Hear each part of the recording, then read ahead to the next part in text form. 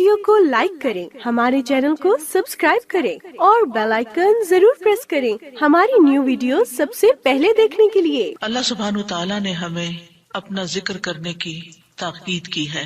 یا ایھا الذین آمنوا اذکروا اللہ ذکرا کثیرا وسبحوہ بکرۃ واصیلا۔ تو ہمارے لیے لازم ہے کہ ہم اس عمل کی طرف توجہ کریں ہر حال میں، چاہے نماز میں ہو، چاہے نماز کے بعد ہو، یا دیگر اوقات میں، جو اللہ تعالیٰ کو بے حد پسند ہے، اور وہ ہے اللہ کا ذکر۔ اور قرآن مجید کے بیشتر مقامات پر اللہ سبحانہ تعالیٰ نے اس کی تاکید کی ہے۔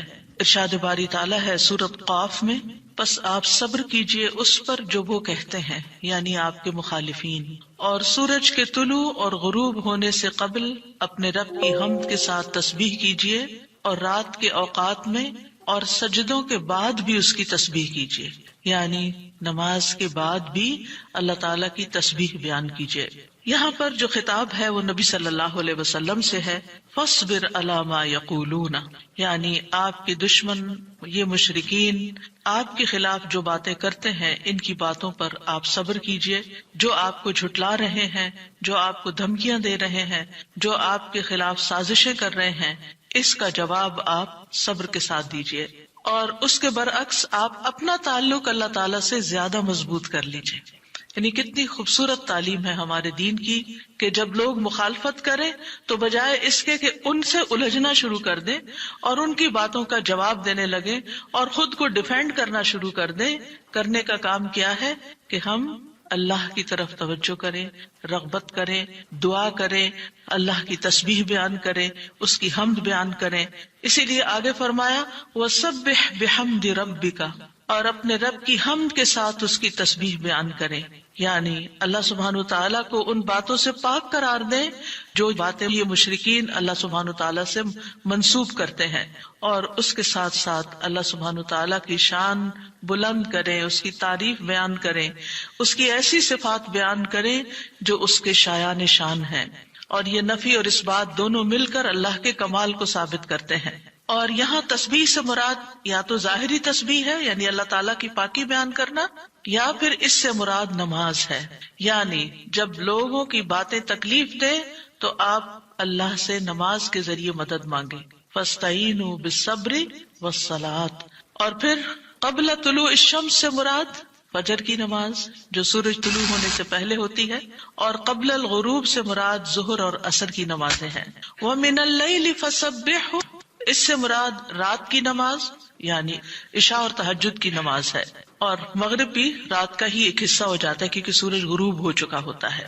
یعنی ان تمام احوال میں اللہ تعالیٰ کی تسبیح بیان کریں، اور تسبیح سے مراد یعنی سورج کے طلوع ہونے اور غروب ہونے سے پہلے جو تسبیحات ہمیں بتائی گئی ہیں وہ پڑھیں، اور اگر اس سے مراد نماز ہے تو پھر اس سے مراد نماز میں اللہ کا ذکر، اور اس کے علاوہ وَأَدْبَارَ السُّجُودِ، اور سجدوں کے بعد بھی۔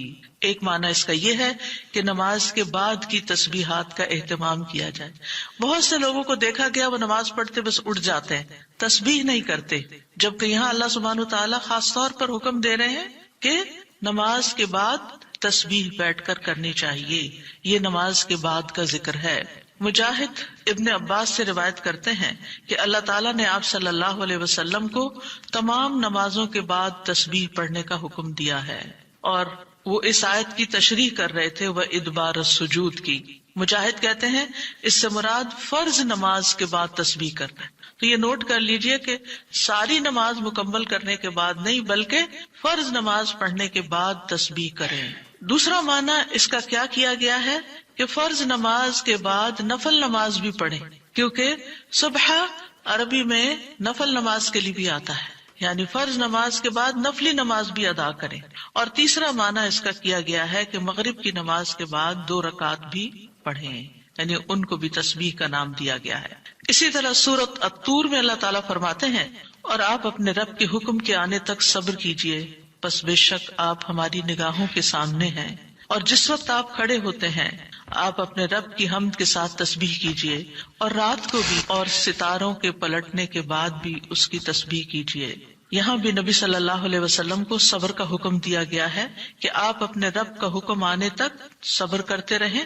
فَإِنَّكَ بِأَعْيُنِنَا، آپ ہماری نگاہوں کے سامنے ہیں، آپ ہماری توجہ میں ہیں، ہماری نظروں میں ہیں، ہمارے علم میں ہیں، آپ ہماری حفاظت میں ہیں. یعنی عربی کے محاورے کے مطابق کوئی نگاہوں میں ہو کا مطلب یہ کہ ہم اس کی نگرانی کر رہے ہیں، حفاظت کر رہے ہیں. جس سے موسیٰ علیہ السلام کے بارے میں اللہ تعالیٰ نے فرمایا وَلِتُصْنَعَ عَلَىٰ عَيْنِي، تاکہ آپ کی پرورش میری آنکھوں کے سامنے کی جائے، یعنی میری حفاظت اور حراست کے ساتھ. اور وَسَبِّحْ بِحَمْدِ رَبِّكَ حِينَ تَقُومُ، اس کا معنی ہے کہ جب آپ مجلس سے اٹھیں تو تسبیح کریں، جب نیند سے اٹھیں تو تسبیح کریں، جب نماز کے لیے اٹھیں تو تسبیح کریں، اور نماز میں بھی تسبیح کریں. اور اسی طرح تسبیح کے دو اور معنی بھی کیے گئے ہیں کہ رکوع اور سجدوں میں تسبیح کریں، اور پھر دعائے استفتاح میں تسبیح کریں، سبحانک اللہم و بحمدک، یہاں بھی تسبیح ہے. تو آپ دیکھ رہے ہیں کہ ہم دن میں کتنی بار اللہ سبحانہ و تعالیٰ کی تسبیح بیان کرتے ہیں. وَمِنَ اللَّيْلِ فَسَبِّحْهُ، رات میں بھی تسبیح کریں، اور اس سے مراد رات کی نماز، رات کی تسبیح ہے. جیسے بیڈ پہ جاتے ہوئے تسبیحات فاطمہ نبی صلی اللہ علیہ وسلم نے حضرت فاطمہ کو سکھائی تھی تاکہ ان کی تھکاوٹ دور ہو جائے. نماز کے علاوہ بھی تسبیح کرتے رہنا چاہیے. ادبار النجوم کے بھی 3 معنی ہیں. ایک معنی کیا گیا ہے فجر سے پہلے کی 2 رکعتیں پڑھنا. نبی صلی اللہ علیہ وسلم یہ رکعتیں نہ سفر میں چھوڑتے تھے نہ گھر میں، کبھی بھی آپ نے یہ سنت نماز نہیں چھوڑی. اور پھر اسی طرح اس سے مراد فجر کی 2 رکعات بھی لی گئی، اور نماز کے بعد کی تسبیح بھی مراد ہے. ان دونوں آیات سے پتہ چلتا ہے کہ نماز کے بعد بھی ذکر کرنے کی اہمیت اور ضرورت ہے، جس سے بہت سے لوگ غافل ہوتے ہیں. قرآن مجید میں اللہ تعالیٰ فرماتے ہیں فَإِذَا قَضَيْتُمُ الصَّلَاةَ فَاذْكُرُوا اللَّهَ قِيَامًا وَقُعُودًا وَعَلَى جُنُوبِكُمْ، پھر جب تم نماز پوری کر چکو تو اللہ کو کھڑے، بیٹھے اور اپنے پہلوؤں پر لیٹے ہوئے یاد کرو. یعنی بعض اوقات ایسا ہوتا ہے کہ آپ نماز پڑھ لیتے ہیں اور پھر سمجھتے ہیں کہ ہم اللہ کے ذکر سے فارغ ہو گئے اور اب ہم دنیا کے کام میں لگ جائیں. ہاں، دنیا کے کام 2-3 طرح سے ہی ہوتے ہیں. یا کھڑے ہو کے کوئی کام ہو رہا تھا، آپ کچن میں چلے جاتے ہیں، کوکنگ کر رہے ہیں، آپ اپنا ذکر جاری رکھیں. یا پھر آپ بیٹھ گئے ہیں اور بیٹھ کے کوئی کام کر رہے ہیں، تسبیح جاری رکھیں، ذکر جاری رکھیں. اور اسی طرح اگر آپ لیٹ گئے آرام کرنے کے لیے تو بھی ذکر جاری رکھیں. یعنی ہر حال میں اللہ تعالیٰ کا ذکر کرتے رہیں. اسی طرح سورۃ جمعہ میں اللہ تعالیٰ فرماتے ہیں فَإِذَا قُضِيَتِ الصَّلَاةُ فَانتَشِرُوا فِي الْأَرْضِ وَابْتَغُوا مِن فَضْلِ اللَّهِ وَاذْكُرُوا اللَّهَ كَثِيرًا لَعَلَّكُمْ تُفْلِحُونَ. پھر جب نماز پوری کر لی جائے تو زمین میں پھیل جاؤ اور اللہ کے فضل سے تلاش کرو، یعنی اپنے دنیا کا کام کاروبار کرو اور اللہ کو بہت یاد کرو. یعنی اپنے بزنس آورز میں بھی، اپنی جاب پر بھی اللہ کو نہیں بھولنا. کیوں؟ لعلکم تفلحون، تاکہ تم فلاح پاؤ، کامیاب ہو جاؤ. اسی طرح اللہ سبحانہ وتعالی رمضان کے روزے مکمل کرنے کے بعد کس چیز کا حکم دیتے ہیں؟ وَلِتُكْمِلُوا الْعِدَّةَ وَلِتُكَبِّرُوا اللَّهَ عَلَى مَا هَدَاكُمْ وَلَعَلَّكُمْ تَشْكُرُونَ. اور تاکہ تم تعداد پوری کرو، اور تاکہ تم اللہ کی بڑائی بیان کرو، تکبیرات پڑھو، اور اس پر کہ اس نے تم کو ہدایت بخشی، اور تاکہ تم شکر ادا کرو. اسی طرح حج کے مناسک ادا کرنے کے بعد بھی ذکر کا حکم ہے. فَإِذَا قَضَيْتُم مَّنَاسِكَكُمْ فَاذْكُرُوا اللَّهَ كَذِكْرِكُمْ آبَاءَكُمْ أَوْ أَشَدَّ ذِكْرًا. پھر جب تم اپنے حج کے مناسک پورے کر چکو تو اللہ کو یاد کرو جس طرح اپنے باپ دادا کو یاد کیا کرتے تھے، بلکہ اس سے بھی زیادہ یاد کرنا. یعنی باپ دادا کو یاد کرنے، ماں باپ کو یاد کرنے سے بھی زیادہ اللہ کا ذکر کیا کرو، اللہ سبحانہ وتعالیٰ کو زیادہ یاد کیا کرو. کیونکہ انسانوں کی یاد انسانوں کو دکھی کرتی ہے، لیکن اللہ کی یاد دلوں کے اطمینان کا باعث بنتی ہے، دلوں کے اندر سکون کا باعث بنتی ہے. الا بذکر اللہ تطمئن القلوب، خبردار اللہ کے ذکر سے دلوں کو اطمینان نصیب ہوتا ہے. تو آپ نے دیکھا کہ تمام عبادات کے بعد ذکر کا حکم ہے، تسبیح کا حکم ہے، تکبیر کا حکم ہے. اسی طرح نماز کے بعد خاص طور پر، یعنی نماز پڑھتے ہی اٹھ نہیں جانا چاہیے، بلکہ وہاں بیٹھ کر بھی اللہ کا ذکر کرنا چاہیے، اور اس میں غفلت نہیں برتنی چاہیے اور سستی نہیں ہونی چاہیے. بعض لوگ سلام پھیرتے ہی سنت پڑھنے کے لیے کھڑے ہو جاتے ہیں، جیسے آج کل تراویح میں جلدی ہوتی ہے لوگوں کو، تو بس فرض نماز پڑھی، آیت الکرسی کا بھی ٹائم نہیں ملتا کہ جلدی سے سنت کا ہوتا ہے کہ اگر آیت الکرسی پڑھنے بیٹھ گئے تو سنت رہ جائے گی، امام صاحب تراویح شروع کر دیں گے. میں سوچتی ہوں کہ جب گھر سے نکل ہی آئے اللہ کی یاد کے لیے تو کم از کم مسنون مستحب طریقے سے ہی ہم ساری عبادات کریں تاکہ وہ دل کو پھر اطمینان بھی نصیب ہو. بہرحال ایک نماز کے بعد فوراً اگلی نہیں شروع کر دینی چاہیے، اس کے بیچ کے وقفے میں اللہ کا ذکر کرنا چاہیے. نبی صلی اللہ علیہ وسلم فجر کی نماز کے بعد طلوع آفتاب تک نماز کی جگہ بیٹھے رہتے تھے، اور فجر ارلی شروع کرتے تھے، اندھیرے میں شروع کرتے تھے، اور فجر پڑھنے کے بعد بیٹھے رہتے اور ذکر کرتے رہتے. سماک بن حرب کہتے ہیں میں نے جابر بن سمرہ سے عرض کیا کیا آپ رسول اللہ صلی اللہ علیہ وسلم کے پاس بیٹھے تھے؟ انہوں نے فرمایا کہ ہاں بہت زیادہ، میں بہت بیٹھتا رہا ہوں آپ کے پاس. آپ اپنی نماز کی جگہ سے کھڑے نہیں ہوتے تھے جس جگہ صبح کی نماز پڑھتے تھے جب تک کہ سورج نہ نکل آتا، پھر جب سورج نکل آتا تو آپ کھڑے ہو جاتے. اسی طرح ایک اور روایت میں آتا ہے نبی صلی اللہ علیہ وسلم جب فجر کی نماز پڑھتے تھے تو اپنی جگہ بیٹھے رہتے یہاں تک کہ سورج خوب اچھی طرح طلوع ہو جاتا، تو پھر اس وقت کیا کرتے تھے؟ اشراق کے نوافل. تو اس سے آپ اندازہ لگائیں کیا ہم میں سے کوئی یہ کہہ سکتا ہے کہ میں رسول اللہ صلی اللہ علیہ وسلم سے زیادہ مصروف انسان ہوں، میں زیادہ بزی ہوں، میرے بہت کام ہے، میرے پاس بیٹھنے کا وقت نہیں ہے؟ نہیں، یہ صرف نفس کا دھوکہ ہوتا ہے. نفس ہمیں دھوکہ دیتا ہے کہ دیکھو پہلے تم اٹھے ہو تہجد کے لیے، پھر تم نے پڑھی نماز اور پھر پڑھے اذکار، اور اب تم پھر بیٹھ کے اور انتظار کرو، اٹھو کچھ اور کام کرو، اچھا میرا وہ کام بھی ہے، میرا وہ کام بھی ہے. اور اس طرح ہم اپنے آپ کو تسلیاں دے کر اپنی جگہ سے اٹھ جاتے ہیں اور ذکر میں کوتاہی کر جاتے ہیں، جبکہ مستحب یہی ہے کہ اسی جگہ بیٹھ کر چاہے آپ تلاوت قرآن کریں، چاہے آپ صبح شام کے اذکار، یہی وقت ہے ان کا سورج نکلنے سے پہلے، اور حفاظت کے لیے جو پڑھتے ہیں وہ انہی اوقات میں پڑھے جاتے ہیں.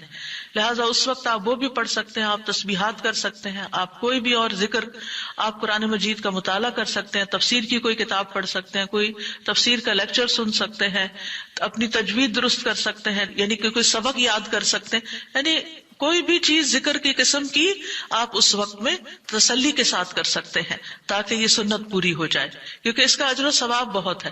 جو شخص اسی جگہ بیٹھا رہے اور پھر نفل پڑھ کے اشراق کے اٹھے تو اس کو حج عمرے کا ثواب ملتا ہے. نبی صلی اللہ علیہ وسلم نے صحابہ کو نماز کے بعد کے اذکار سکھائے. ابن تیمیہ رحمہ اللہ کہتے ہیں کہ نبی صلی اللہ علیہ وسلم جب لوگوں کو نماز پڑھاتے تھے تو آپ سلام پھیرنے کے بعد دعا نہیں کرتے تھے، اور نہ صحابہ ایسا کرتے تھے، نہ صبح کی نماز میں، نہ عصر کی نماز میں، نہ دیگر نمازوں میں، بلکہ آپ سے ثابت ہے کہ آپ اپنا چہرہ اصحاب کی طرف کر لیتے، یعنی پلٹ کے واپس بیٹھ جاتے، اللہ کا ذکر کرتے اور ان کو سکھاتے تھے. یعنی اذکار اور دعا میں تھوڑا سا فرق ہے. دعائیں زیادہ سے زیادہ سلام پھیرنے سے پہلے کر لیتے تھے، اور جو اذکار ہوتے تھے جیسے تسبیحات ہیں یا صبح شام کے اذکار ہیں یا باقی اذکار ہیں وہ بعد میں کر لیتے تھے، جیسے لا الہ الا اللہ وحدہ لا شریک لہ، اور اسی طرح دیگر اذکار جو ہیں. اور سلام پھیرنے کے بعد اللہ کا ذکر کرنا یعنی زیادہ مستحب ہے. اگرچہ دعا بھی کر سکتے ہیں، یعنی منع نہیں ہے. بعض علماء یہ کہتے ہیں کہ نبی صلی اللہ علیہ وسلم نے جو دبر الصلاۃ کا لفظ استعمال کیا نماز کے پیچھے، تو اس سے مراد نماز کے بعد بھی ہے. حضرت عائشہ کہتی ہیں کہ نماز کے بعد کے اذکار شیشے کو صاف کرنے کے بعد اس کو چمکانے کی طرح ہے. یعنی نماز میں آپ نے اپنی صفائی کر لی اور اب بعد کے اذکار کے جو آپ کو اور زیادہ چمکا رہے ہیں. نماز نور ہے، یہ دل کو صاف کر دیتی ہے، دل کو روشن کر دیتی ہے، جیسے کہ شیشے کو صاف کیا جاتا ہے. اور نماز کے بعد ذکر کرنا ایسا ہے جیسا کہ شیشے کو چمکایا جاتا ہے. فرشتے بھی دعائیں کرتے ہیں. رسول اللہ صلی اللہ علیہ وسلم نے فرمایا جب تک تم اپنے مصلی پر جہاں تم نے نماز پڑھی تھی بیٹھے رہو اور ریاح خارج نہ کرو، گیس پاس نہ کرو، تو فرشتے تم پر برابر درود بھیجتے رہتے ہیں. یعنی اگر کوئی شخص فجر کی نماز پڑھ کے اپنے وضو کی حالت میں سورج نکلنے تک بیٹھا رہتا ہے تو آپ اپنے لیے بھی ذکر کر رہے ہیں اور فرشتے بھی آپ کے لیے دعائیں کر رہے ہیں. کیا دعا کرتے ہیں؟ اللہم اغفر لہ، اللہم ارحمہ، اے اللہ اس کی مغفرت فرما، اے اللہ اس پر رحم فرما. اور یہ اس وقت تک ہوتا رہتا ہے جب تک وہ وضو توڑ کر فرشتوں کو تکلیف نہ پہنچائے. یعنی جب گیس پاس ہوتی ہے اور اس کی اسمیل سے پھر فرشتوں کو تکلیف ہوتی ہے، تو فرشتے جو ہیں وہ پیاز کی اسمیل اور لہسن کی اور جسم سے نکلنے والے، اگر پسینہ بہت آ رہا ہے اور کپڑے نہیں آپ تبدیل کرتے، رات کے کپڑوں میں اٹھ کے نماز شروع کر دیتے ہیں اور وہ اسمیلی کپڑے ہوتے ہیں، تو اس سے فرشتے آپ سے دور رہتے ہیں. اور اسی طرح اگر یعنی خوراک میں کوئی ایسی چیز ہے کہ آپ کی گیس میں بہت اسمیل ہے، تو یہ چیز بھی فرشتوں کو تکلیف دیتی ہے اگر آپ مصلی پر بیٹھے ہیں یا آپ ذکر کی حالت میں ہیں. پھر اس وقت ذکر کرنا جو ہے اولاد اسماعیل سے غلام آزاد کرنے سے افضل عمل ہے، خاص طور پر اگر ہم لا الہ الا اللہ وحدہ لا شریک لہ والی تسبیح پڑھتے ہیں. ابو امامہ سے مروی ہے رسول اللہ صلی اللہ علیہ وسلم نے فرمایا، سورج طلوع ہونے تک میں بیٹھ کر اللہ تعالیٰ کا ذکر کروں، اس کی بڑائی، اس کی حمد و تسبیح اور تحلیل کروں، یہ مجھے اولاد اسماعیل میں سے 2 غلام آزاد کرنے سے زیادہ محبوب ہے. یعنی اس وقت کا ذکر ایسا ہے جیسے آپ نے اتنا بڑا صدقہ بھی کر دیا. اسی طرح عصر کے بعد سورج غروب ہونے تک ذکر کرنا مجھے اولاد اسماعیل میں سے 4 غلام آزاد کرنے سے زیادہ محبوب ہے. یعنی عصر پڑھ کر بھی آپ مغرب تک ذکر کر سکتے ہیں. اگر عام دنوں میں نہیں تو آپ جمعے کے دن تو کر ہی سکتے ہیں، کیونکہ اس دن دعائیں قبول ہوتی ہیں. لیکن عموماً ہم اپنی غفلت اور سستی کی وجہ سے کوئی اور کام شروع کر دیتے ہیں اور ہم ان قیمتی اوقات کی قدر نہیں کرتے، ہماری پرائرٹیز نہیں ہوتی. یعنی انسان کو جب پتہ چلتا ہے کہ یہ بزنس کا پیک آور ہے تو وہ کیا کرتا ہے؟ اس وقت کہیں اور سیر کو چلا جاتا ہے؟ نہیں، اس وقت وہ سارے کام چھوڑ کر اس کام کی طرف متوجہ ہو جاتا ہے جو اس کو سب سے زیادہ فائدہ دینے والا ہے. تو اسی طرح بعض سلف صالحین کہتے ہیں کہ ہم نے جمعے کے دن عصر کے بعد مغرب تک جو دعا کی ہماری قبول ہوئی. یعنی یہ قبولیت دعا کا خاص وقت ہوتا ہے. جیسے صبح کا وقت بکرتن نماز فجر سے لے کر سورج نکلنے تک کا ہے، بڑا ہی قیمتی وقت ہے ذکر اذکار کے لیے.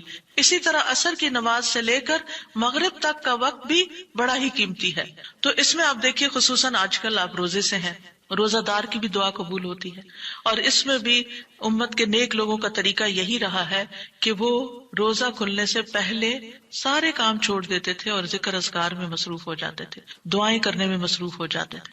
تو آپ بھی اپنے لیے کچھ پلان اس طرح کریں کہ جمعے کا دن اور ہم کم از کم رمضان کا مہینہ عصر کا وقت جو ہے اس سے پہلے اپنے کام ختم کر کے مصلی پہ بیٹھے یا کرسی پہ بیٹھے، یا لیٹنا چاہتے تو لیٹ جائیں، کیونکہ پہلی آیت یہی بتائی گئی تھی نا کہ آپ کھڑے یا بیٹھے یا لیٹے ہر حال میں اللہ کا ذکر کر سکتے ہیں. الذین یذکرون اللہ قیاما وقعودا وعلی جنوبہم، وہ جو اللہ کا ذکر کرتے ہیں کھڑے، بیٹھے اور لیٹے، جس بھی پوزیشن میں آپ کرنا چاہیں آپ ذکر کر سکتے ہیں. اور اس میں تسبیح کیجئے، حمد و ثنا کیجئے اللہ تعالیٰ کی، اور دعائیں مانگیے. اور الحمدللہ ہمارے پاس کتابوں کی شکل میں دعاؤں کا اتنا پیارا ذخیرہ ہے جو مسنون اوتھینٹک دعائیں قرآن و سنت سے ہم نے جمع کی ہیں. اگر زبانی یاد ہے تو بہت ہی اچھا کہ دل لگا کے زبانی پڑھے، اور اگر زبانی یاد نہیں تو ان کو کھول لیجئے اور پڑھنا شروع کر دیجئے. اور صرف پڑھتے نہ جائیں، اس وقت کوئی قرات کا وقت نہیں ہے، یہ مانگنے کا وقت ہے. دیکھ دیکھ کر اس طرح پڑھیں دعا کو جیسے آپ مانگ رہے ہیں اللہ تعالیٰ سے. تو انشاءاللہ آپ کے دین، دنیا، آخرت کے سارے مسائل حل ہوں گے اور ایک پرامن پرسکون زندگی بسر کریں گے اگر ان اوقات کی آپ قدر کر لیں. کیونکہ جو قبولیت کے اوقات ہیں ان کو گنوانا نہیں چاہیے، ان کو ہاتھ سے جانے نہیں دینا چاہیے. آپ صبح فجر کے وقت مثلاً اگر رمضان میں ہر روز 1 سپارہ پڑھتے ہیں، آدھا سپارہ فجر کے بعد پڑھ لیں، آدھا سپارہ عصر کے بعد پڑھ لیں. تو اس طرح بیلنس بھی ہو جائے گا، آپ کا دل نہیں گھبرا. کیونکہ ہمارا نفس جو ہے نا وہ اتنا آزاد منشا کہ وہ کہیں ایک جگہ بیٹھنے کی قید قبول نہیں کرتا. وہ بار بار ہمیں کہتا ہے اچھا فون چیک کر لو، اچھا وہ کر لو، وہ کر لو، اور توجہ اور یکسوئی سے ہمیں ذکر اذکار نہیں کرنے دیتا. تو اس کو ٹیم کرنے میں، اس کو ڈسپلن کرنے میں وقت لگے گا. لیکن ونس ایک دفعہ آپ عادی ہو گئے، آپ نے اس گھوڑے کو قابو کر لیا، آپ نے اس کو بٹھا لیا. جیسے بچے کو بٹھانے میں مشکل ہوتی ہے لیکن جب بیٹھ جاتے ہیں پھر بیٹھ جاتے ہیں. تو پھر انشاءاللہ آپ دیکھیں گے کہ آپ کے لیے یہ گھڑیاں بڑی پر لذت ہو جائیں گی. آپ ان گھڑیوں کو انجوائے کریں گے. آپ کا اور زیادہ دل چاہے گا کہ کاش یہ اور لمبی ہو جائیں. اچھا روزہ کھل گیا، اوہ ابھی تو میرا یہ بھی اور یہ بھی ٹارگٹ پورا نہیں ہوا. پھر اسی طرح یہ ہے کہ رسول اللہ صلی اللہ علیہ وسلم نے فرمایا جو شخص فجر کی نماز جماعت کے ساتھ پڑھنے کے بعد بیٹھ کر اللہ کا ذکر کرتا رہے یہاں تک کہ سورج نکل آئے پھر 2 رکعتیں پڑھے اس کے لیے 1 حج اور عمرے کا ثواب ہے۔ انس فرماتے ہیں پھر رسول اللہ صلی اللہ علیہ وسلم نے 3 بار فرمایا پورا پورا پورا، یعنی پورا ثواب حج عمرے کا، پورا ثواب حج عمرے کا، پورا ثواب۔ یعنی آپ سوچئے کہ حج عمرہ کرنا کوئی آسان کام ہے؟ مشکل کام ہے جس میں مال بھی انوالو ہے، آپ کے ایفرٹ بھی، آپ کا گھر چھوڑنا بھی، سب کچھ۔ لیکن اگر آپ کو ایک مسلح پہ بیٹھ کے اتنا بڑا اجر و ثواب ملتا ہے تو اور کیا چاہیے۔ صرف بات ہے اپنے نفس کو منانے کی، اپنے دل کو اور اپنے آپ کو ڈسپلن کرنے کی، اور ایک دفعہ آپ نے شروع کر لیا اور اگر نہیں ہو پا رہا تو اللہ سے دعا کریں کہ اللہ تعالیٰ توفیق دے دے، اللہ تعالیٰ آسان کر دے، تو انشاءاللہ آپ کے لیے آسانی بھی ہو جائے گی۔ پھر اسی طرح نبی صلی اللہ علیہ وسلم نے فرمایا، اللہ تعالیٰ فرماتا ہے کہ میں اپنے بندے کے ساتھ ہوتا ہوں جب وہ مجھے یاد کرتا ہے اور میری یاد میں اپنے ہونٹ ہلاتا ہے۔ اور ایسے لوگ جو ذکر میں آگے ہوتے ہیں وہ درجات میں بھی بہت آگے ہیں، سبقت لے جانے والے ہیں، فالسابقون السابقون ہیں۔ رسول اللہ صلی اللہ علیہ وسلم نے فرمایا مفردون سبقت لے گئے۔ صحابہ نے پوچھا یا رسول اللہ مفردون کون ہوتے ہیں؟ آپ صلی اللہ علیہ وسلم نے فرمایا جو اللہ کے ذکر میں مشغول رہتے ہیں، یعنی ہر وقت ان کا دھیان اپنے رب کی طرف ہوتا ہے، کیونکہ ذکر میں دل میں بھی یاد ذکر کہلاتا ہے، زبان سے کچھ بولنا بھی ذکر ہے، اور اس کے علاوہ قرآن کی تلاوت، نماز، یہ ساری ذکر کی قسمیں ہیں۔ یعنی کچھ فارمل ہے، کچھ انفارمل ہے، کچھ خبر ہے یعنی جیسے تسبیحات وغیرہ ہوتی، کچھ میں دعا ہوتی ہے، طلب ہوتی ہے، اللہ تعالیٰ سے اپنی حاجت مانگتے ہیں، یہ ساری چیزیں ذکر میں شمار ہوتی ہیں۔ اب آ جاتے ہیں ہم نماز کے بعد کے اذکار کے متعلق، اور یہ اذکار بھی آپ کو اس کتاب میں ملیں گے، نماز کے اذکار، یعنی نماز کے اندر کے ذکر بھی اور نماز کے بعد کے بھی۔ نماز کا سلام پھیرتے ہی نماز ختم ہو جاتی ہے، اس کے بعد سب سے پہلے کہنا چاہیے اللہ اکبر 1 بار، اور تھوڑا سا بلند آواز سے، جس سے پتا چلے کہ نماز پڑھ لی ہے۔ اللہ اکبر۔ ابن عباس کہتے ہیں میں نبی صلی اللہ علیہ وسلم کی نماز کے مکمل ہونے کو تکبیر کی وجہ سے سمجھ جاتا تھا، یعنی مثلا کوئی نفل پڑھ رہا ہے تو آپ کو نہیں پتہ چلتا کہ پڑھ چکا یا نہیں، لیکن اگر اس نے بلند آواز سے کہہ دیا اللہ اکبر تو پتہ چل گیا کہ ہاں اس کی نماز مکمل ہو گئی ہے۔ کیوں اللہ اکبر کہیں؟ کہ اللہ ہر چیز سے بڑا۔ آپ دیکھیں ہم نے نماز کا آغاز کس سے کیا تھا؟ اللہ اکبر سے کیا تھا، اور نماز میں کئی بار ہم نے اللہ اکبر کہا، اور اب نماز کے اختتام پر بھی اللہ اکبر، رمضان کے اختتام پر بھی اللہ اکبر، یعنی اللہ کی تکبیر بیان کرنا۔ اللہ سبحانہ وتعالیٰ قرآن مجید میں فرماتے ہیں اتل ما اوحی الیک من الکتاب واقم الصلاۃ ان الصلاۃ تنہی عن الفحشاء والمنکر ولذکر اللہ اکبر واللہ یعلم ما تصنعون۔ کتاب میں سے جو آپ کی طرف وحی کیا گیا ہے اس کی تلاوت کیجیے اور نماز قائم کیجیے، بے شک نماز بے حیائی اور برائی سے روکتی ہے، اور یقیناً اللہ کا ذکر تو سب سے بڑی چیز ہے، اور اللہ کو معلوم ہے جو کچھ تم کرتے ہو۔ تو اللہ کا ذکر سب سے بڑی چیز، اور اس ذکر میں اللہ کو سب سے بڑا قرار دینا سب سے بڑی چیز۔ اور نبی صلی اللہ علیہ وسلم اور پھر صحابہ کا طریقہ بھی یہی تھا کہ آپ فرض نمازوں کے بعد ذکر کرتے اور آوازیں بلند کرتے، یعنی نماز کے بعد کا ذکر جو ہے اس میں آواز اونچی ہوتی ہے۔ ابن عباس اس بات سے معلوم کر لیتے کہ لوگوں نے سلام پھیر لیا ہے کیونکہ وہ ان کے ذکر کی آواز سنتے تھے، یعنی مطلب یہ ہے کہ نماز کے بعد اللہ اکبر بھی اونچی آواز میں، استغفر اللہ استغفر اللہ استغفر اللہ یہ بھی ذرا اونچی آواز میں، یعنی ایک ہوتا ہے سری ذکر یعنی دل ہی دل میں پکارنا، اور ایک ہوتا ہے جاہری جس میں یہ ذکر جو نماز کے بعد ہوتا ہے اس کو تھوڑا اونچی آواز میں کرنا چاہیے، اور جس طرح وتر ختم ہونے کے بعد سبحان الملک القدوس سبحان الملک القدوس سبحان الملک القدوس ذرا اونچی آواز میں کہنا چاہیے۔ تو نبی صلی اللہ علیہ وسلم اس ذکر کو ہمیشہ اونچی آواز میں کرتے تھے، ٹھیک ہے، یعنی آپ کی اقتداء، آپ کی پیروی ہر معاملے میں یہ عبادت کے درجات کو بڑھا دیتی ہے۔ اور اس میں ہم یہ بھی دیکھتے ہیں کہ صحابہ کرام جو تھے وہ نبی صلی اللہ علیہ وسلم کی صرف سنت کو نہیں سیرت کو بھی آگے بیان کرتے تھے کہ آپ نے کوئی کام کیا اور کس طریقے سے کیا، مثلا ذکر کیا اور کس طرح کیا، بلند آواز سے کیا یا آہستہ آواز سے کیا، بیٹھ کر کیا یا کھڑے ہو کر کیا۔ اور پھر آپ دیکھیے کہ نماز کے بعد اذکار جو ہیں وہ زیادہ پسندیدہ ہیں، یعنی دعاؤں کی نسبت زیادہ اذکار، ٹھیک ہے. اور پھر اسی طرح آپ دیکھیے کہ دوسرا ذکر جو آپ کریں گے وہ ہے استغفر اللہ 3 بار. استغفر اللہ استغفر اللہ. ثوبان کہتے ہیں رسول اللہ صلی اللہ علیہ وسلم جب اپنی نماز سے فارغ ہوتے تھے تو 3 مرتبہ استغفار فرماتے تھے، 3 بار استغفار کرتے. ولید کہتے ہیں میں نے اوزائی سے پوچھا آپ استغفار کس طرح فرمایا کرتے تھے؟ تو انہوں نے کہا آپ فرماتے تھے استغفر اللہ استغفر اللہ. اب نماز پڑھ لی ہے، استغفر اللہ کیوں؟ اس لیے کہ ہم تو نماز کا حق بھی ادا نہیں کرتے. ہمارا دھیان کہاں سے کہاں چلا جاتا ہے، ہم کئی دفعہ بھول جاتے ہیں، ہمیں سجدہ سہو کرنا تک یاد نہیں رہتا، ہمیں کچھ پتہ نہیں ہوتا ہم نے کون سی سورت پڑھی، کیا تلاوت کی. ہو سکتا ہے تلاوت میں کوئی غلطی کر دیں، ہو سکتا ہے کہ تسبیح کی جگہ کچھ اور پڑھ دیں بھول چوک کے. تو ہم نماز کے اندر بھی بہت کچھ غلط کرتے رہتے ہیں جانے انجانے. اور خاص طور پر جن لوگوں نے اپنی نماز کے پروننسیشن کی اصلاح نہیں کی وہ تو کچھ سے کچھ پڑھتے رہتے ہیں بعض اوقات. یعنی پروننسیشن صحیح نہ ہونا جو ہے وہ الفاظ کے مطلب کو ہی بدل دیتا ہے. اس لیے پہلی پرائرٹی میں کوئی ایسا ٹیچر ڈھونڈیے کہ جو آپ کی نماز سن کے اس کا پروننسیشن آپ کو ٹھیک کر دے. بہرحال نماز کے بعد استغفر اللہ استغفر اللہ. اور ایک اور چیز، نماز پڑھنے کے بعد انسان کو ایک فیلنگ ہوتی ہے کہ میں نے کچھ کیا ہے، لیکن جب انسان استغفر اللہ کہتا ہے تو اس میں عاجزی کا اظہار ہوتا ہے کہ اللہ تیرا حق ادا نہیں کیا، مجھے ابھی بھی گناہوں کی بخشش کی ضرورت ہے. اور آپ دیکھیے کہ یہ الفاظ نبی صلی اللہ علیہ وسلم ادا کرتے تھے جن کے اگلے پچھلے سارے گناہ معاف کر دیے گئے تھے. تو جو شخص نماز کے بعد استغفار پڑھتا ہے وہ اپنی نمازوں پر کبھی فخر غرور تکبر نہیں کر سکتا کہ میں بڑا نمازی ہوں، میں بڑا پرہیزگار ہوں، میں بڑا عبادت گزار ہوں. نہیں، وہ یہ دیکھے گا کہ میں نے حق ادا نہیں کیا، میرے سے جو کمی کوتاہی ہوئی ہے اللہ تعالیٰ اس کو معاف کر دے. جو چیز مکمل طور پر ادا کرنی چاہیے تھی اس کو اس طرح نہیں ادا کیا، کچھ نہ کچھ کوتاہی واقع ہو گئی، تو اس بخشش کے طلب کرنے سے اللہ تعالیٰ کوتاہی سے درگزر فرما دے گا انشاءاللہ. اور ویسے بھی استغفار کرنے سے نقص یا کمی کوتاہی جو ہے اس کا ازالہ ہوتا ہے ہماری عام روزمرہ زندگی میں بھی.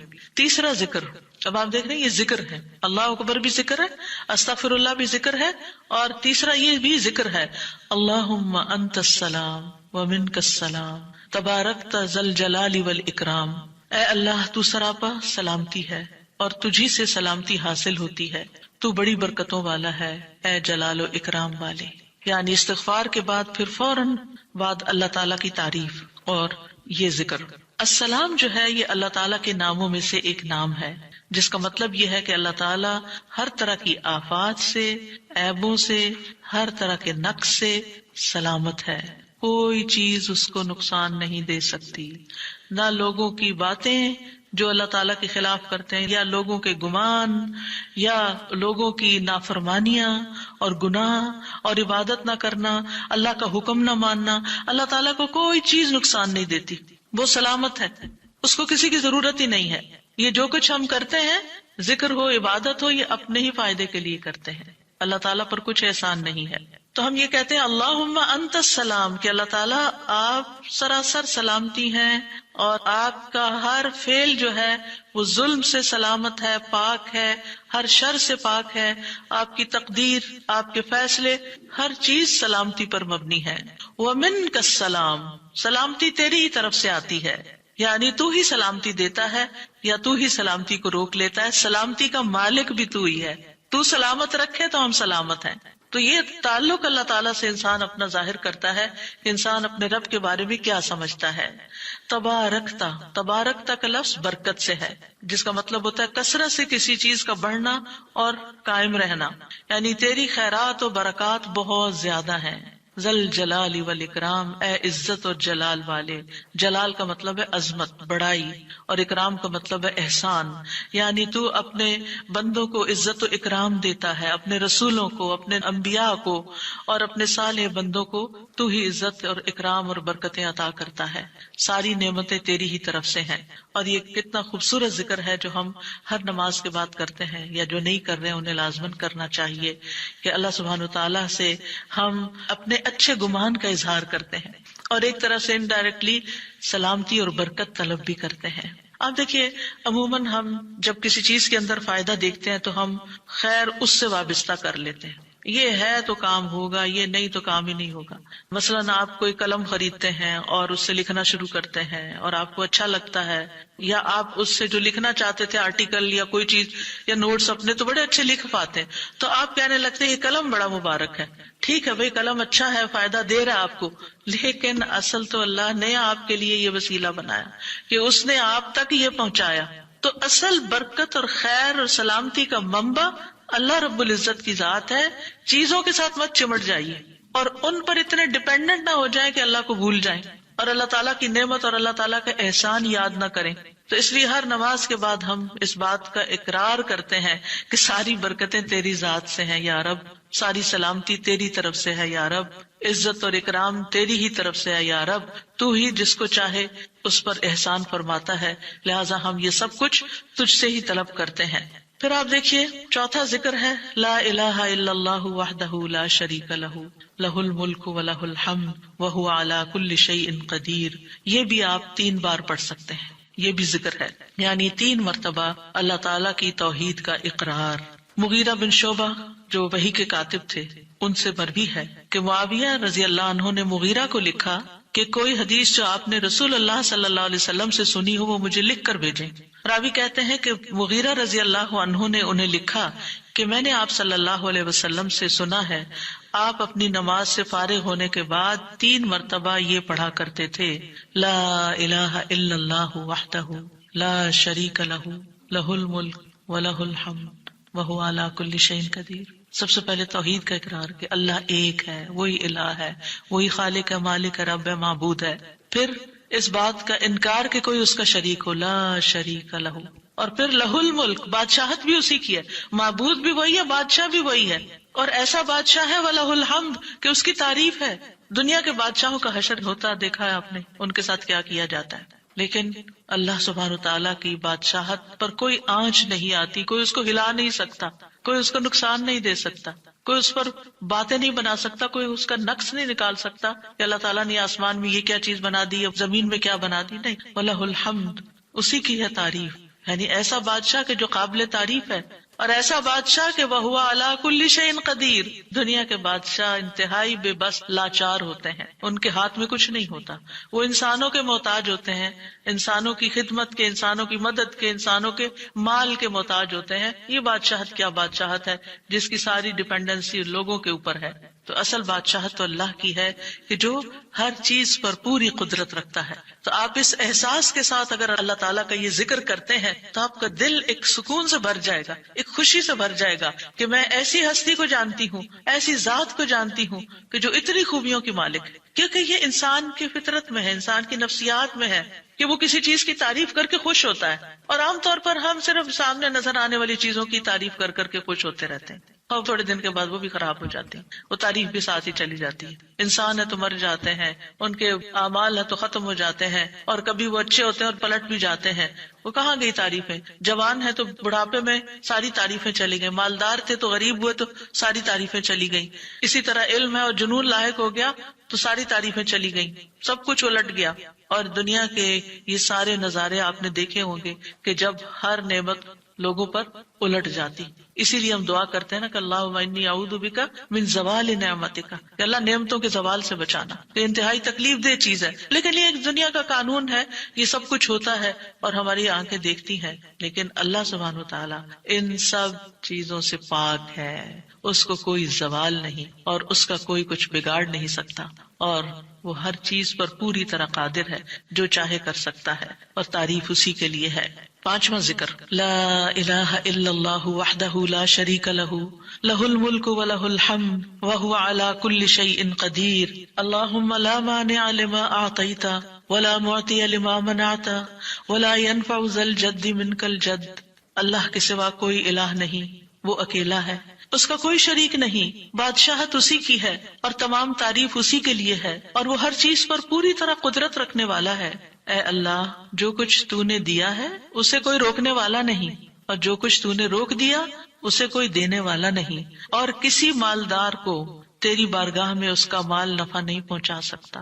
ابتدا میں تو وہی اللہ کی توحید بیان ہوئی اس کی بادشاہت اور اس کی حمد کا ذکر ہے اور اس کی قدرت کا ذکر ہے، اور اس کے بعد کہ جو اللہ نے دیا، جو وہ دینا چاہتا ہے اسے کوئی روک نہیں سکتا.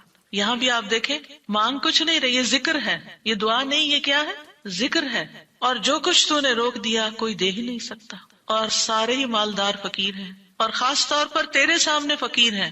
یا ایھا الناس انتم الفقراء الی اللہ واللہ هو الغنی الحمید. اے لوگو تم سب اللہ کے فقیر ہو، اللہ کے محتاج ہو، اور اللہ ہی غنی، مالدار اور وہی قابل تعریف ہے. واللہ هو الغنی الحمید.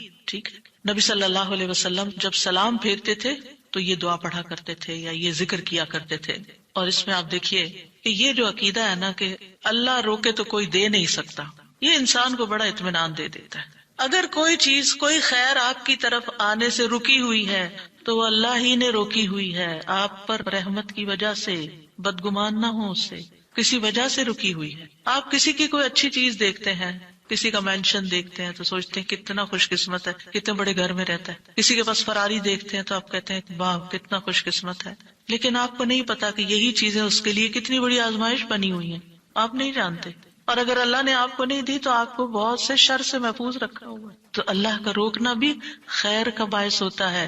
یہ سبق پکا کر لیں کہ جب اللہ تعالیٰ کوئی چیز نہیں دیتا یا دیر سے دیتا ہے یا روک لیتا ہے اور کوئی چارہ نہیں ہوتا، آپ کہتے ہیں میری کوئی دعا قبول نہیں ہو رہی، میرا کوئی طریقہ کام نہیں آ رہا، تو اس میں بھی کوئی خیر ہوتی ہے.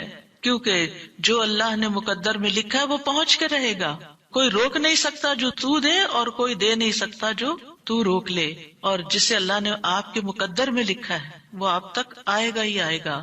سورۃ فاطر میں اللہ تعالیٰ فرماتے ہیں ما یفتح اللہ للناس من رحمت فلا ممسک لها وما یمسک فلا مرسل له من بعده وهو العزیز الحکیم. جو کچھ اللہ لوگوں کے لیے رحمت میں سے کھول دے اسے کوئی بند کرنے والا نہیں، اور جو وہ بند کر دے اس کے بعد اسے کوئی کھولنے والا نہیں. حدیث میں آتا ہے ما اصابک لم یکن لیخطئک وان ما اخطأک لم یکن لیصیبک. جو کچھ تمہیں پہنچا وہ تم سے خطا ہونے والا نہیں تھا، اور جو نہیں ملا وہ ہرگز ملنے والا نہیں تھا. قرآن مجید میں سورۃ الرعد میں اللہ تعالیٰ فرماتے ہیں وَإِذَا أَرَادَ اللَّهُ بِقَوْمٍ سُوءًا فَلَا مَرَدَّ لَهُ. جب اللہ کسی قوم کے ساتھ برائی کا ارادہ کر لیتا ہے تو اس کو کوئی پھیرنے والا نہیں، کوئی سپر پاور اس ملک کی مدد نہیں کر سکتی اگر اللہ نے اس کے لیے جنگ کا فتنہ یا کسی اور طرح کی کوئی آزمائش لکھی ہے. یہ اللہ کے فیصلے ہوتے ہیں. یا اللہ نے کسی قوم کو تباہ کرنے کا فیصلہ کر لیا ہو تو کوئی اس کو روک نہیں سکتا.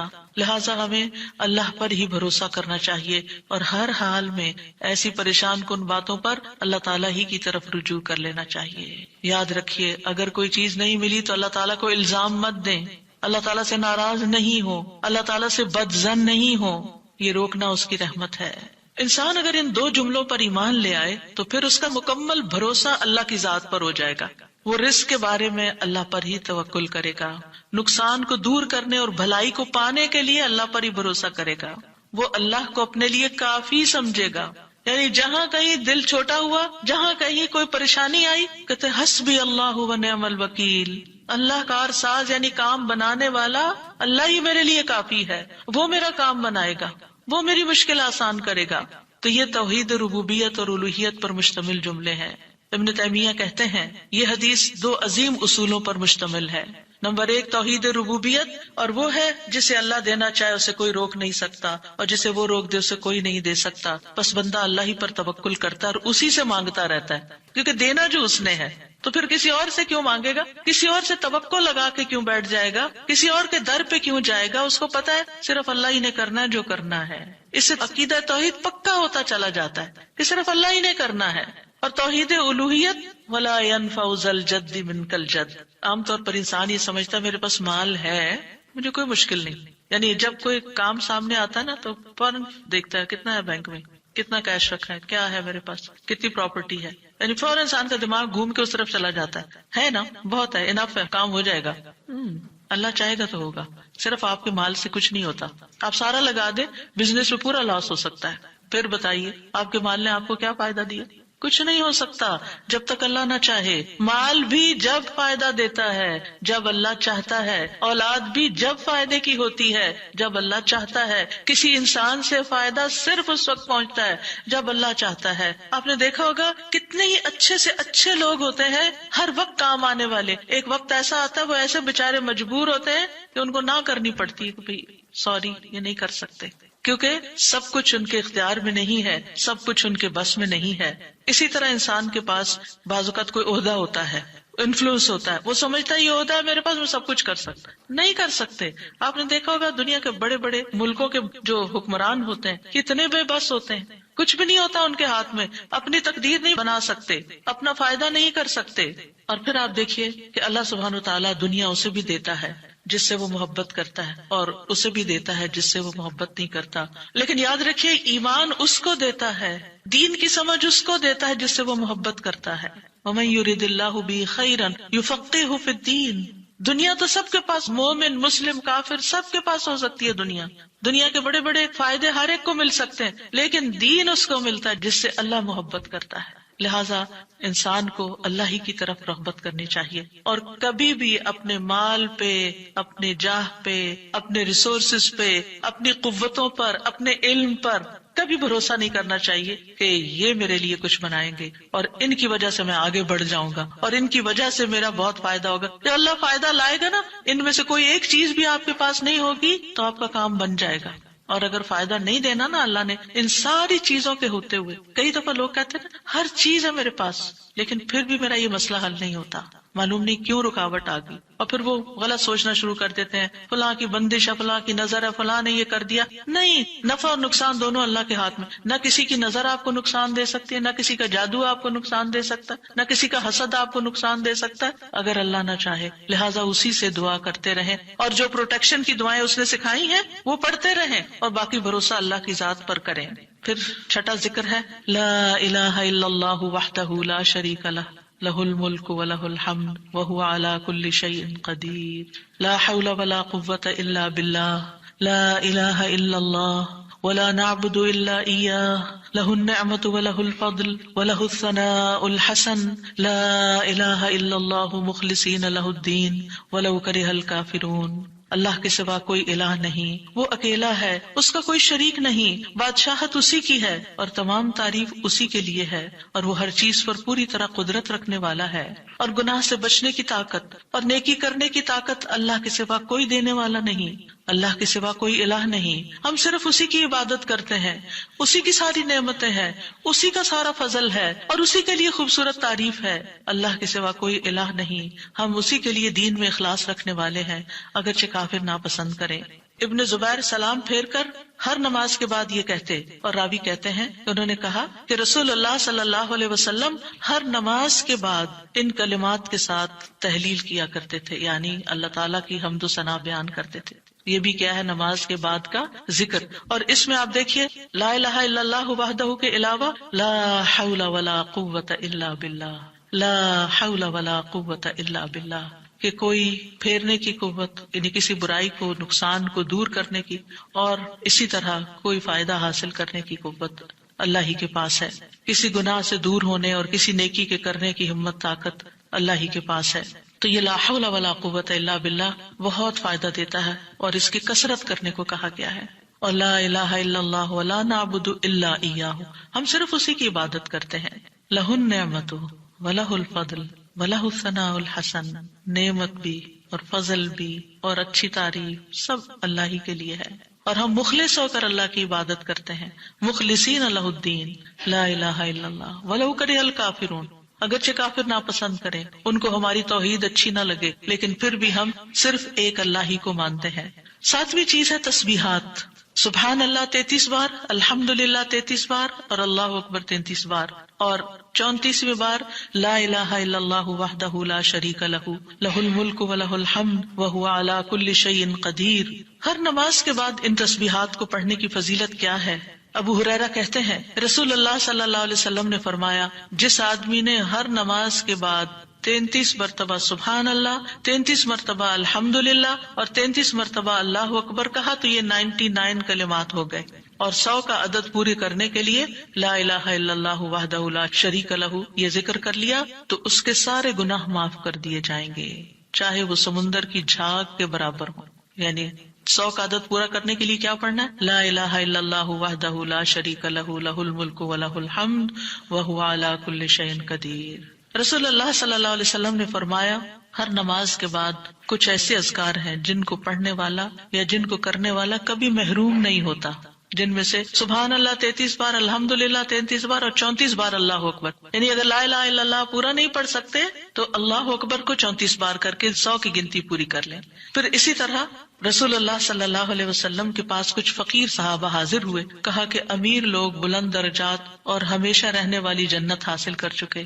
حالانکہ جس طرح ہم نماز پڑھتے ہیں وہ بھی پڑھتے ہیں، جیسے ہم روزے رکھتے ہیں وہ بھی رکھتے ہیں، لیکن مال و دولت کی وجہ سے انہیں ہم پر فضیلت حاصل ہے. اس کی وجہ یہ کہ وہ حج کرتے ہیں، عمرہ کرتے ہیں، جہاد کرتے ہیں، صدقے دیتے ہیں، اور ہم محتاجی کی وجہ سے یہ کام نہیں کر سکتے. آپ نے فرمایا کیا میں تمہیں ایک ایسا عمل نہ بتا دوں اگر تم اس کی پابندی کرو گے تو جو لوگ تم سے آگے بڑھ چکے ہیں تم انہیں پالو گے اور تمہارے مرتبے تک کوئی نہیں پہنچ سکتا، اور تم اپنے سامنے موجود لوگوں میں سب سے بہتر ہو جاؤ گے سوائے ان کے جو یہی عمل شروع کر دیں. ہر نماز کے بعد 33 بار سبحان اللہ، 33 بار الحمدللہ، 33 بار اللہ اکبر، اور پھر 34ویں بار تو وہ ذکر آپ کو بتا ہی دیا گیا. اور اگر آپ 33 بار نہ پڑھ سکیں تو 10 بار سبحان اللہ، 10 بار الحمدللہ اور 10 بار اللہ اکبر پڑھ لیا کریں. یعنی اگر جلدی ہے تو پھر 10 بار بھی پڑھ سکتے ہیں. نبی صلی اللہ علیہ وسلم نے فرمایا 2 عمل ایسے ہیں اگر کوئی مسلمان بندہ ان کی پابندی کر لے تو جنت میں داخل ہوگا، اور وہ بہت آسان ہے مگر ان پر عمل کرنے والے بڑے کم ہیں. وہ کیا ہیں؟ ہر نماز کے بعد 10 بار سبحان اللہ، 10 بار الحمدللہ، 10 بار اللہ اکبر. فرمایا زبان کی ادائیگی کے اعتبار سے تو 150 بار ہے، یعنی 5 نمازوں میں 10 بار، اور ترازو میں 1500 ہوں گے. اور جب سونے لگے تو 34 بار اللہ اکبر، 33 بار الحمدللہ اور 33 بار سبحان اللہ کہے. زبانی طور پر تو یہ 100 ہے مگر میزان میں یہ تسبیحات 1000 ہوں گی. اور وہ کہتے ہیں یقیناً میں نے رسول اللہ صلی اللہ علیہ وسلم کو دیکھا، آپ انہیں اپنے ہاتھ سے شمار کرتے تھے. اور پھر کہتے ہیں دائیں ہاتھ سے، تو کرنے کا طریقہ کیا ہے؟ 3 دفعہ اوپر کو جائیے سبحان اللہ سبحان اللہ سبحان اللہ، اور 3 دفعہ نیچے کو آ جائیے سبحان اللہ سبحان اللہ سبحان اللہ. ایک انگلی پہ 6 بار ہو گیا، تو آپ کی 5 انگلیاں، تو 5 کو 6 دفعہ ضرب دیں تو کیا ہوتا ہے؟ 30، اور 3 دفعہ اور پڑھ لیں، اور اگر 34 ہے تو ایک اور پڑھ لیں. تو اس طرح ایک ہی ہاتھ پر، دائیں ہاتھ پر یہ تسبیحات آسانی سے پڑھی جا سکتی ہیں، کیونکہ ہاتھ سے تسبیح کرنا زیادہ پسندیدہ ہے. حضرت عبداللہ بن عمر کہتے ہیں میں نے رسول اللہ صلی اللہ علیہ وسلم کو دیکھا، آپ داہنے ہاتھ کی انگلیوں پر تسبیح کو شمار کرتے تھے، اور آپ نے صحابیات کو حکم دیا تھا کہ وہ اللہ کی تکبیر، تقدیس، تحلیل کی پابندی اختیار کریں اور اپنی انگلیوں پر شمار کریں، کیونکہ ان سے سوال ہوگا اور یہ بلوائی جائیں گی. قیامت کے دن ہاتھ بولیں گے، تو اگر ان پہ تسبیح آپ پڑھتے ہیں تو یہ بول کے بتائیں گے ہم تو اللہ کا ذکر کرتے رہے. 8ویں چیز ہے آیت الکرسی. اللہ لا الہ الا هو الحی القیوم لا تأخذه سنة ولا نوم له ما في السماوات وما في الارض من ذا الذي يشفع عنده الا باذنه يعلم ما بين ايديهم وما خلفهم ولا يحيطون بشيء من علمه الا بما شاء وسع كرسيه السماوات والارض ولا يؤوده حفظهما وهو العلي العظيم. پورا اللہ کا تعارف ہے. اللہ وہ ہے کہ اس کے سوا کوئی معبود نہیں، وہ زندہ ہے، ہر چیز کو قائم رکھنے والا ہے، نہ اسے کچھ اونگ پکڑتی ہے اور نہ کوئی نیند. اسی کا ہے جو کچھ آسمانوں میں ہے اور جو کچھ زمین میں ہے. کون ہے جو اس کے پاس اس کی اجازت کے بغیر سفارش کرے؟ وہ جانتا ہے جو کچھ ان کے سامنے اور جو کچھ ان کے پیچھے ہے، اور وہ اس کے علم میں سے کسی چیز کا احاطہ نہیں کر سکتے مگر جتنا وہ چاہے. اس کی کرسی آسمانوں اور زمین کو سمائے ہوئے ہے، اور اسے ان دونوں کی حفاظت یعنی آسمان اور زمین کی حفاظت تھکاتی نہیں، اور وہی سب سے بلند، سب سے بڑا ہے. ہر نماز کے بعد آیت الکرسی پڑھنے کی فضیلت یہ ہے کہ جو شخص نماز کے بعد اس کو پڑھ لیتا ہے اور اس نماز کے بعد اس کی ڈیتھ ہو جاتی ہے تو فرمایا اس کو موت کے علاوہ کوئی چیز جنت میں جانے سے نہیں روک سکتی، مر گیا تو سیدھا جنت میں. یہ قرآن مجید کی سب سے افضل آیت ہے. ابو ذر غفاری کہتے ہیں میں مسجد حرام میں داخل ہوا اور رسول اللہ صلی اللہ علیہ وسلم کو اکیلے دیکھ کر آپ کے پاس آ کے بیٹھ گیا. میں نے کہا یا رسول اللہ صلی اللہ علیہ وسلم کون سی آیت افضل ہے جو آپ پہ نازل ہوئی؟ آپ نے فرمایا آیت الکرسی. کرسی کے مقابلے میں 7 آسمان اس طرح ہے جیسے بیابان زمین میں کوئی چھلا گرا پڑا ہو، اور پھر کرسی کے مقابلے میں عرش کا حجم اتنا ہے جیسے اس چھلے کے مقابلے میں بیابان کا وجود. اور یہ قرآن مجید کی سب سے عظیم آیت بھی ہے. ابی ابن کعب سے روایت ہے، ایک مرتبہ نبی صلی اللہ علیہ وسلم نے ان سے پوچھا اللہ کی کتاب میں سب سے عظیم آیت کون سی ہے؟ انہوں نے کہا اللہ اور اس کا رسول ہی زیادہ جانتے ہیں. آپ نے یہ سوال کئی مرتبہ دہرایا تو ابی ابن کعب نے کہا آیت الکرسی. یہ سن کر آپ نے فرمایا ابو المنذر تمہیں تمہارا علم مبارک ہو، اس ذات کی قسم جس کے ہاتھ میں میری جان ہے، عرش کے پائے کے پاس یہ اللہ بادشاہ کی پاکیزگی بیان کرتی ہوگی، اس کی ایک زبان اور دو ہونٹ ہوں گے، یعنی جو لوگ اس پڑھیں گے وہ ان کے حق میں ایک طرح سے گواہ ہوگی. 9ویں چیز جو نماز کے بعد پڑھنی چاہیے وہ ہے معوذات. سورۃ الاخلاص، سورۃ الفلق، سورۃ الناس. پہلی سورت میں اللہ تعالیٰ کی توحید بیان ہوئی ہے، دوسری سورت میں انسان کو پناہ مانگنے کے لیے کہا گیا ہے. کہہ دیجئے میں مخلوق کے رب کے پناہ پکڑتا ہوں اس چیز کے شر سے جو اس نے پیدا کی، اور اندھیری رات کے شر سے جب وہ چھا جائے، اور گرہوں میں پھونکنے والیوں کے شر سے، اور حسد کرنے والے کے شر سے جب وہ حسد کرے. انہی چیزوں کا خوف رہتا ہے نا، کوئی جادو کر دے گا، کوئی حسد کر لے گا. ہر نماز کے بعد پڑھیں گے، کس وقت وہ کرے گا؟ اس کو تو آپ موقع ہی نہیں دے رہے کہ وہ جادو کرے یا آپ سے حسد کرے. ہر 2 نمازوں کے بیچ میں جو کوئی ایسا فتنہ فساد آیا اس کا ازالہ ہوتا چلا جائے گا. عقبہ بن عامر کہتے ہیں کہ رسول اللہ صلی اللہ علیہ وسلم نے مجھے حکم دیا تھا کہ میں ہر نماز کے بعد معوذات پڑھا کروں، یعنی یہ تینوں صورتیں پڑھا کروں. 10ویں چیز ہے ربی اعنی علی ذکرک و شکرک و حسن عبادتک. اللہ کے ذکر، اس کے شکر اور اچھی عبادت پر اللہ کی مدد مانگنا. معاذ بن جبل کہتے ہیں کہ رسول اللہ صلی اللہ علیہ وسلم نے میرا ہاتھ پکڑا اور فرمایا اے معاذ اللہ کی قسم میں تم سے محبت کرتا ہوں. کتنے خوش قسمت تھے معاذ رضی اللہ عنہ. میں نے عرض کیا یا رسول اللہ صلی اللہ علیہ وسلم میں بھی آپ سے محبت کرتا ہوں. تو رسول اللہ صلی اللہ علیہ وسلم نے فرمایا تم پابندی سے ہر نماز میں یہ دعا مانگا کرو رب اعنی علی ذکرک و شکرک و حسن عبادتک. معاذ رضی اللہ عنہ جو ہیں 33 سال کی عمر میں امواس کے طاعون میں شہید ہو گئے تھے. He was only 33 years old. ان کا مقام کیا تھا؟ آپ کی بشارت کے مطابق وہ جنت میں علماء کے قائد ہوں گے، یعنی علماء امت کے جو عالم ہیں ان کو جنت کی طرف لیڈ کر رہے ہوں گے. کس وجہ سے آپ صلی اللہ علیہ وسلم نے ان سے محبت کا اظہار کیا؟ علم کی وجہ سے، علم کے حریص تھے اور نیکی کے کاموں میں آگے آگے، اور اتنی چھوٹی عمر میں عین جوانی کے وقت فوت بھی ہو گئے اور کتنا بڑا درجہ اور مقام پا گئے. ہمیں آج تک یہ سمجھ نہیں آتی کہ کون سے کام ایسے کریں کہ جس سے اللہ کی محبت ملے، جس سے اللہ کا قرب نصیب ہو، اور جس سے ہمیں رسول اللہ صلی اللہ علیہ وسلم کی محبت اور آپ کی شفاعت نصیب ہو. تو یہ ایک دعا ہے ان دعاؤں میں سے جو آپ نے خاص طور پر حضرت معاذ کا ہاتھ پکڑ کے قسم کھا کے محبت کا اظہار کر کے آپ کو یہ دعا سکھائی. چند لفظ ہیں، کیا ہمارے لیے یہ پڑھنا بھی مشکل ہے؟ پھر ہم اپنے لیے اس دنیا سے کیا کما رہے ہیں؟ اگر ہمیں اتنی بھی توفیق نہیں کہ نماز کے بعد ٹک کے یہ 4 کلمے پڑھ لیں تو پھر ہماری نمازیں کیا ہیں؟ ہم نے کیا مانگا اللہ سے؟ ہم تو دنیا کی اور آخرت کی خیر سے محروم ہو گئے. اور یہ دعا آپ دیکھیے اللہم سے بھی شروع ہوتی ہے اور ربی سے بھی شروع ہوتی ہے. دونوں کا ایک ہی تقریباً مطلب ہے، ایک میں الوہیت ہے اور ایک میں ربوبیت ہے. یعنی میں اللہ سے درخواست کرتا ہوں کہ اے اللہ مجھے اپنے ذکر پر، اور ذکر میں قرآن، نماز، تحلیل، تسبیح، استغفار، درود سب چیزیں شامل ہیں. اللہ مجھے توفیق دے. اور پھر وہ شکر کا، شکر کی بھی توفیق. اور آپ دیکھیے کہ جب ہم دعا مانگتے ہیں نا کہ اللہم انی علی ذکرک، تو مطلب یہ ہے کہ ہماری زبان جو ہے وہ آپ کی اطاعت کرتی رہے، وہ کلمات بولتی رہے جس سے آپ کا ذکر ہوتا رہے.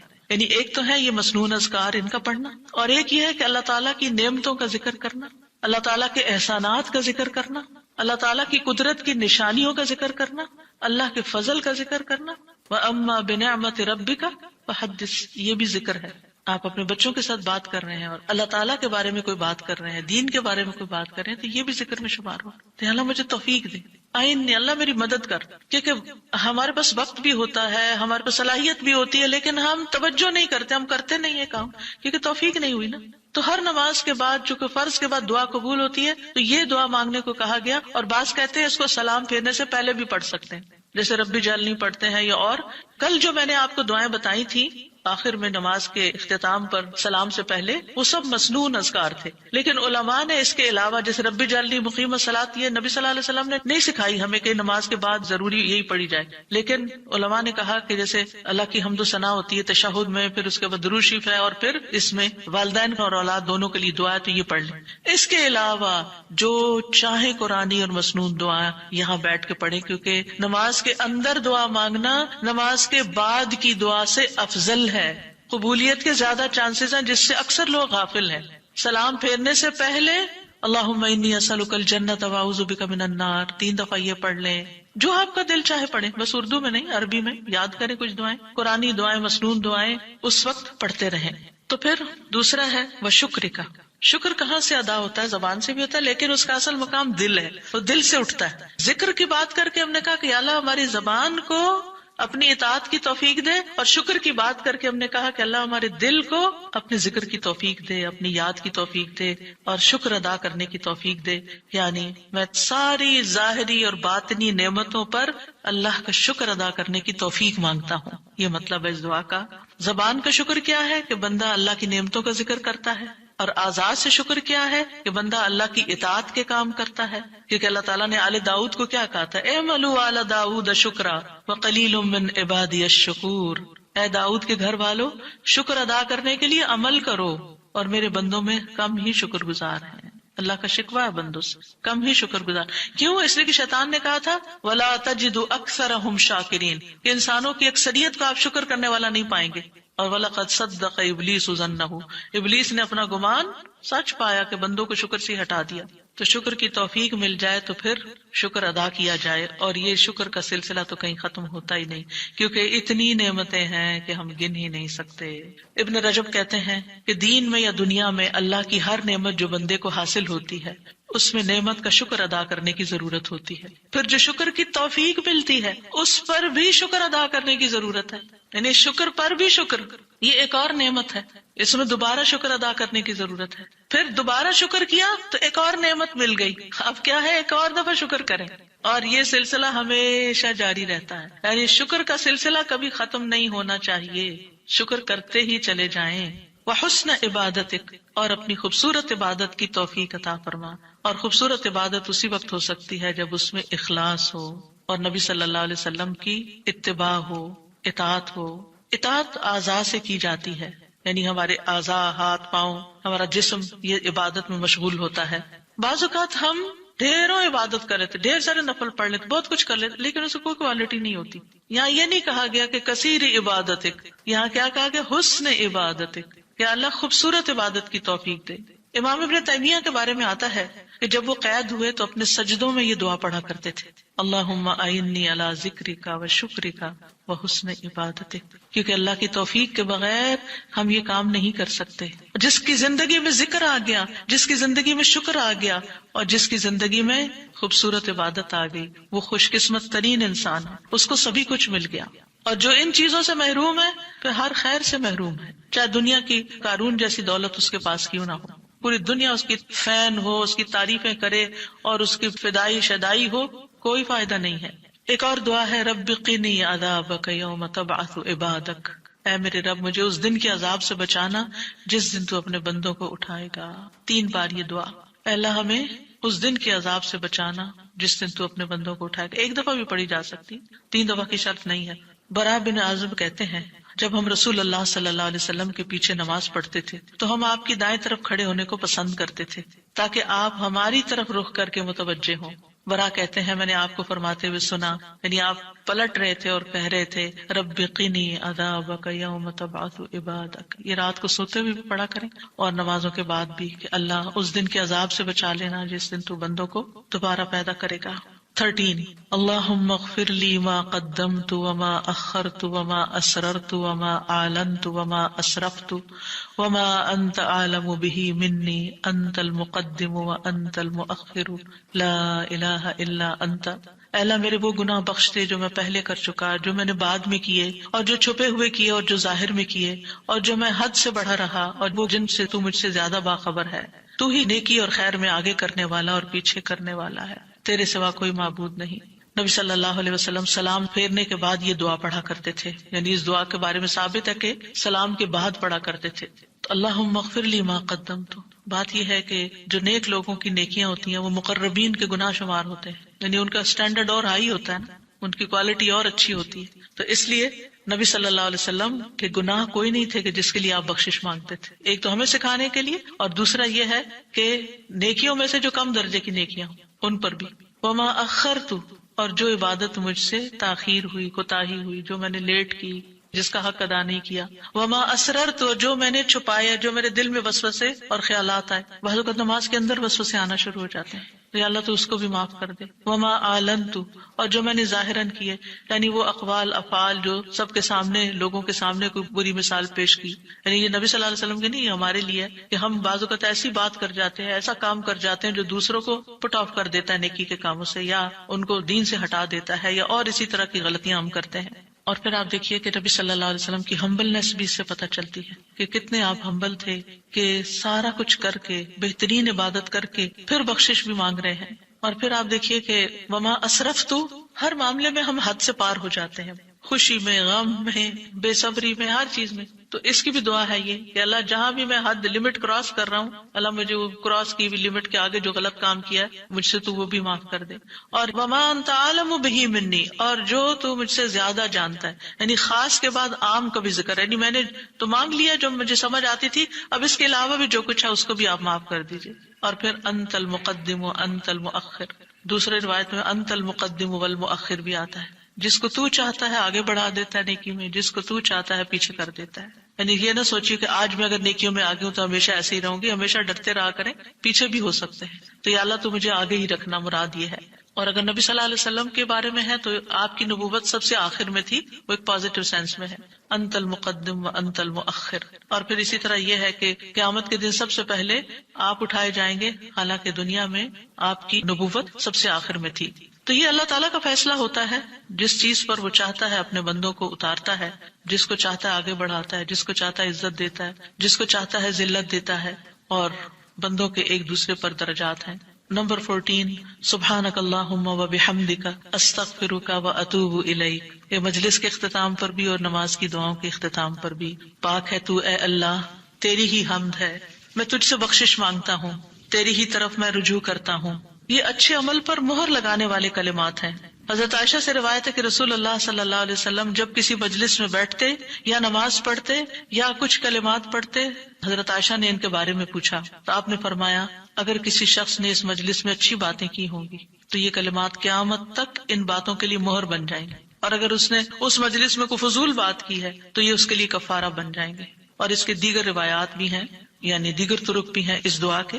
اور پھر ایک اور دعا، رب اغفر لی وتب علی انک انت التواب الغفور. اے اللہ تو مجھے بخش دے اور میری توبہ قبول کر، بے شک تو بہت توبہ قبول کرنے والا، بہت بخشش فرمانے والا ہے. فجر اور مغرب کی نماز کے بعد کا خاص ذکر لا الہ الا اللہ وحدہ لا شریک لہ لہ الملک ولہ الحمد یحیی ویمیت وہو علی کل شیء قدیر. اللہ کے سوا کوئی الہ نہیں، وہ اکیلا ہے، اس کا کوئی شریک نہیں، بادشاہت اسی کی ہے، تمام تعریف اسی کے لیے ہے، اور وہ ہر چیز پر پوری قدرت رکھنے والا ہے. اور سلام کے بعد تشہد کی حالت میں اگر آپ بیٹھے بیٹھے یہ ذکر کرتے ہیں، یعنی مصلی سے اٹھنے سے پہلے یہ ذکر کرتے ہیں، تو نبی صلی اللہ علیہ وسلم نے فرمایا جس نے نماز مغرب اور صبح کی نماز کے بعد اتحیات میں اٹھنے سے پہلے اپنی ٹانگ کو دوہرا کیے ہوئے، یعنی جس پوزیشن میں آپ بیٹھے اسی پوزیشن میں بیٹھے بیٹھے 10 بار یہ ذکر کیا، اللہ تعالیٰ اس کے لیے 10 نیکیاں لکھ لیتا ہے، 10 گناہ اس سے دور کر دیتا ہے، 10 درجے اس کے بلند کر دیتا ہے.